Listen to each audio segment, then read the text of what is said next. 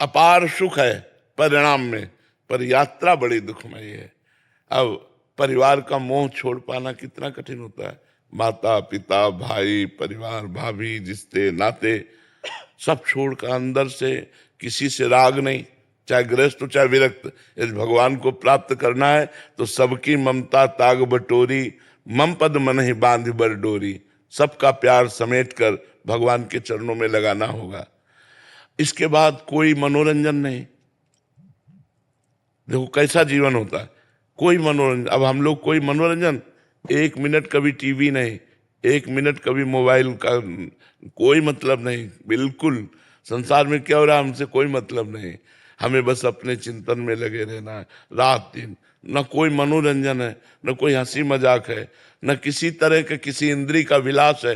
सब रोक करके फिर भगवान के मार्ग। कितना कठिन है, कोई खिलवाड़ समझ में थोड़ी आता है। जब तक भगवान से प्रेम नहीं होता तब तक मन कहता कोई तो यार हो, दोस्त तो हो, कोई तो हो जिससे हम अपनी बात कह सके। कोई सुनने वाला नहीं। जब भगवान से परिचय होता है, जब प्यार होता है भगवान से और भगवत साक्षात्कार होता है, तब बात मिट जाती है। ये बड़ा कठिन जीवन, जैसे हम लोग जीवन जिए ना, सुन करके तुम कांप जाओगे कि ऐसा भी मनुष्य जीवन होता है।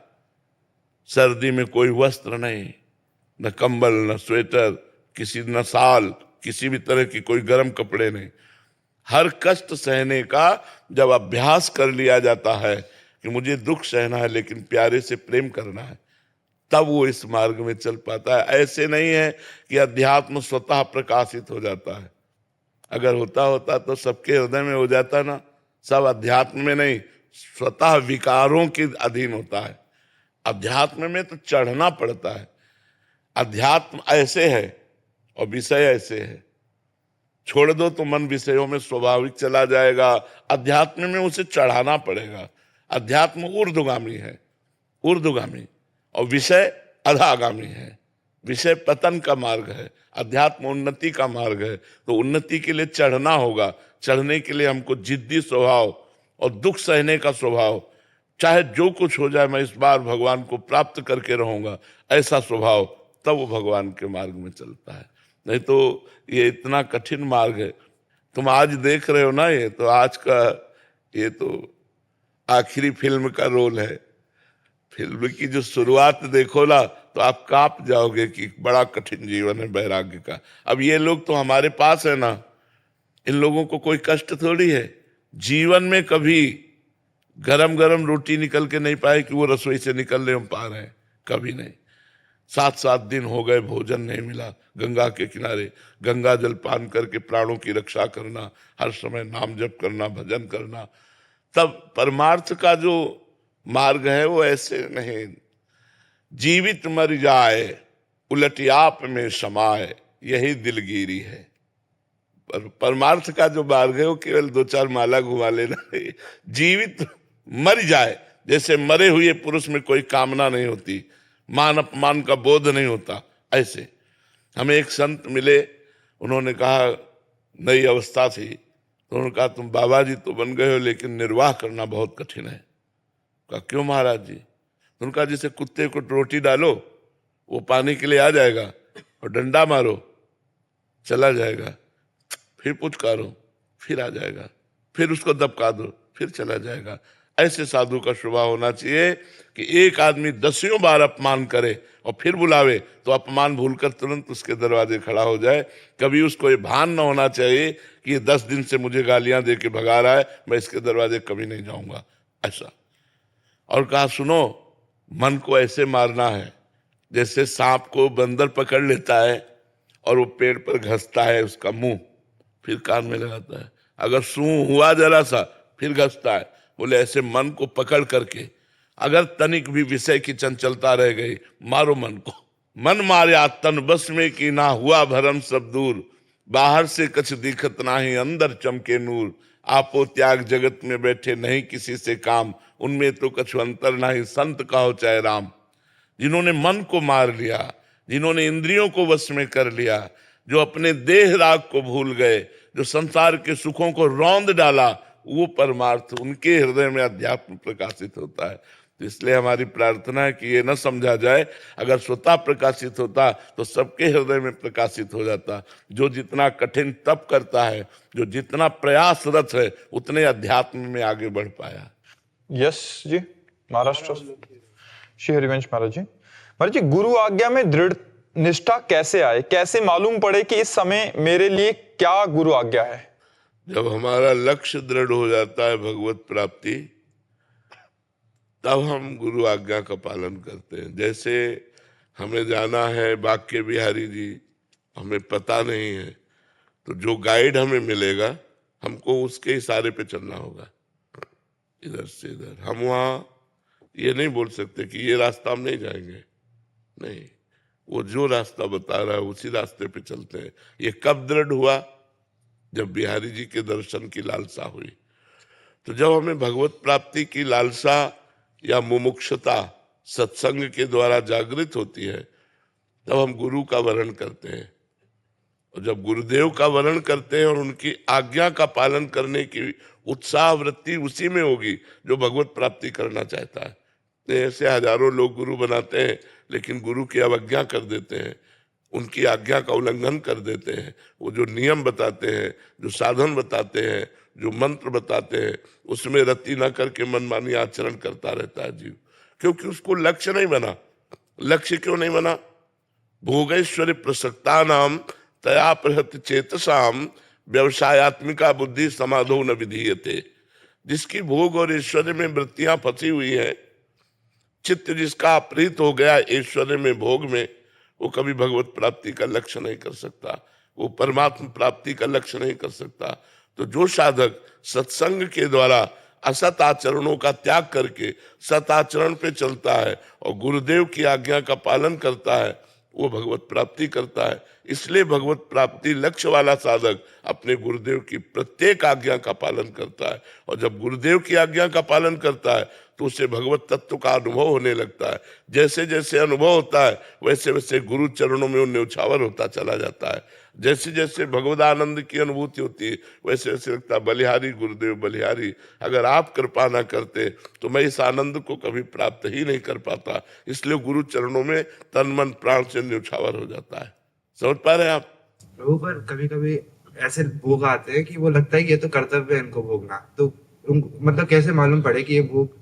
तस्मा शास्त्रम प्रमाणम ते कार्या कार्यो व्यवस्थित हो। अगर ब्याह हो गया है तो अपनी पत्नी के साथ केवल भाव रहना भोग का, और अगर ब्याह नहीं हुआ तब तक ब्रह्मचर्य धारण करना, मनमानी आचरण ना करना, ये शास्त्र आज्ञा है। हमारे शास्त्र में सनातन धर्म में 4 आश्रम और 4 वर्ण व्यवस्था है। तो पहला आश्रम है ब्रह्मचर्य, दूसरा है गृहस्थ, तीसरा है वानप्रस्थ, चौथा है सन्यास। तो हर गृहस्थ बालक को चाहिए कि पहले आश्रम की मर्यादा की रक्षा करे, अर्थात ब्रह्मचर्य धारण करे, और जब ब्याह हो जाए, पाणी ग्रहण हो जाए, तो मर्यादा के साथ अपनी पत्नी से सहवास करे। और जो खान पान के भोग है, जो शास्त्र कहते हैं सात्विक भोग है, वही पाना चाहिए। मांस, मछली, अंडा, मदिरा, प्याज, लहसुन, ये सब नहीं पाना चाहिए।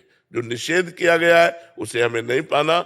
जो हमारे लिए अनुकूल है, भागवतिक आचरणों की वृद्धि कराने वाला भोजन है, वो हम भोजन पाएंगे।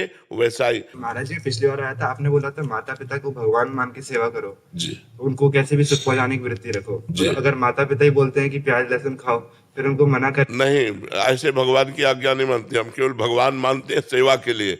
वो कहना है कि शराब पी, वो कहें कि हमारे साथ मांस खाओ, शराब नहीं। तुम्हारी गलत आदत है, तुम्हारी आदत है, हम भगवत भाव रखकर तुम्हारी सेवा करते रहेंगे, लेकिन तुम्हारी आज्ञा का पालन नहीं करेंगे। आज्ञा का पालन करेंगे गुरु की, शास्त्र की, संत की। बात समझ में आ रही? और महाराज जी, हर समय कैसे पता चले कि इस समय क्या आज्ञा है गुरुदेव की? अंदर अंदर झांक के देख, गुरुदेव बैठा हुआ है, वही अंदर आपको 1 सेकेंड में उत्तर दे देगा। 1 सेकेंड की गलत है नहीं करना, लेकिन वो बहुत धीमे उत्तर होता है, उसको सुनने की क्षमता चाहिए, अंतर्मुखता। तुरंत उत्तर आता है, देर थोड़ी लगती। और इसे सब लोग अनुभव करो, जहाँ गलत करना चाहते हो अंदर से आत्मा की आवाज आती है कि नहीं कि गलत है, लेकिन हम उसकी बात ना मानकर मनमानी आचरण करते हैं। ये कोई नहीं कह सकता है मुझे पता नहीं था कि ये गलत है, सबको पता होता है ये गलत है।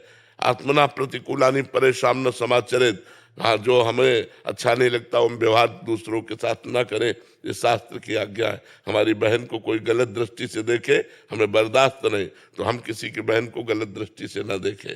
हमारे साथ कोई बेईमानी करे, ये हमें बर्दाश्त नहीं, तो हम किसी के साथ बेईमानी ना करें। आत्मना प्रतिकूलानि परेशान न समाचरे।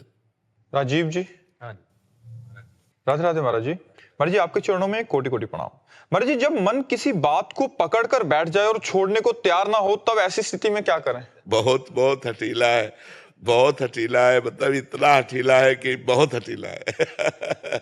अगर वो पकड़ के बैठ गया तो बैठ गया, फिर वो मतलब अगर नाम जप नहीं है, भजन नहीं है, तो वो तुमको झुका के रौंद डालेगा, ऐसा है।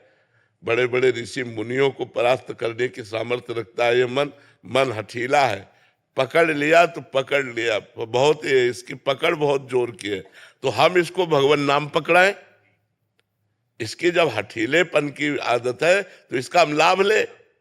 अगर इसने हट करके विषय पकड़ लिया तो अब हट करके इसे हम राधा नाम पकड़ाते हैं और पकड़ लेगा। ये ऐसा समझो बलवान अंधा आदमी है, जैसे बहुत बलवान हो लेकिन अंधा हो। मन की आंखें बुद्धि है, वो बुद्धि की आंखों से चलता है। जैसा बुद्धि निर्णय करती है वैसे बिना बुद्धि के निर्णय के मन एक कदम नहीं चलता है। मन पेश करता है बुद्धि के सामने कि ये बहुत सुगंधित वस्तु है, इसको सुगंध लिया जाए। अगर बुद्धि ने कह दिया हाँ, तो बस फिर आप नहीं रोक सकते, क्योंकि वो केवल बुद्धि की बात मानता है। बुद्धि में अगर विवेक आ गया तो मन को अधीन कर लिया जा सकता है। अगर बुद्धि केवल रही तो वो बुद्धि को अपने सपोर्ट में कर लेता है। मन सबके बुद्धि है, लेकिन सबको मन अधीन किए हुए है, और मन को अधीन वही कर सकता है विवेक। बिन सत्संग विवेक न होई, राम कृपा बिन सुलभ न सोई। भगवान की कृपा से सत्संग मिलता है और सत्संग से विवेक जागृत होता है, और विवेक से हम मन को अपने अधीन कर सकते हैं। तो खूब नाम जप कीजिए। साधन को हरि भजन है, कै सत्संग सहाय। मन तो चंचल सबनते, या को कौन उपाय। बोले साधन को हरि भजन है, कै सत्संग सहाय। मुख्य साधना तो नाम जप है, खूब भगवान नाम स्मरण करो, और सहायक साधना सत्संग है। अगर हमें सत्संग मिलता रहा संतों का और भगवान नाम जब चलता रहा, तो हठीले मन को हम भगवान में लगा सकते हैं। और ये जब भगवान की तरफ लग जाता है तो इसका स्वभाव है, जो पकड़ लेता है छोड़ता नहीं, तो बस पकड़ लिया। अब जैसे हम लोगों ने इसको पकड़ाया, हम आपसे बात कर रहे हैं, लेकिन जो हमारा चलने वाला है ना, वो चल रहा है।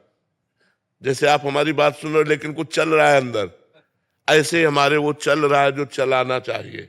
ये बहुत लाभदायक है बलिहारी मन की, जो पकड़ ले भगवान नाम, पकड़ ले भगवत चिंतन, तो फिर ये छोड़ता नहीं है, बस पकड़ाना होता है। जैसे आप देखो, आप बिल्कुल भजन नहीं करते थे और आप 10 मिनट करने लगो, और ये 10 मिनट पकड़ ले, तो उस 10 मिनट में अगर कोई आदमी आकर आपसे बात करे तो आपको बहुत बुरा लगेगा। मतलब उसने पकड़ लिया, राजी हो गया 10 मिनट। अगर हम धीरे धीरे उसे 24 घंटा राजी कर ले तो बहुत प्रवीण है मन। वो बात करते, चलते फिरते, उठते बैठते, खाते पीते, काम करते, हर समय भगवत चिंतन बना रहता है। और जिसका हर समय भगवत चिंतन बना रहता है वो मुक्त पुरुष हो जाता है। यश स्मरण मात्रेण जन्म संसार बंधनात् विमुच्यते नमस्तस्मै विष्णुवे प्रभु विष्णुवे। जिनका स्मरण मात्र जन्म संसार के चक्र का नाश कर देता है। अहो बच्चो पचतो गरीयान यज्जिभ्याग्ये वर्तते नाम तुभ्यम। तुभ्यम नाम, आपका नाम जिसकी जिह्वा पे है वो चांडाल भी सर्वश्रेष्ठ हो जाता है। कुत्ते का मांस खाने वाले को चांडाल कहते हैं, वो चांडाल भी सर्वश्रेष्ठ हो जाता है जिसकी जिह्वा के अग्रभाग पर आपका नाम हो। तो नाम जब के देखो, नाम भगवान को अधीन कर लेता, फिर मन की क्या बात है। जितना नाम जप करोगे उतना ही मन पर शासन कर पाओगे।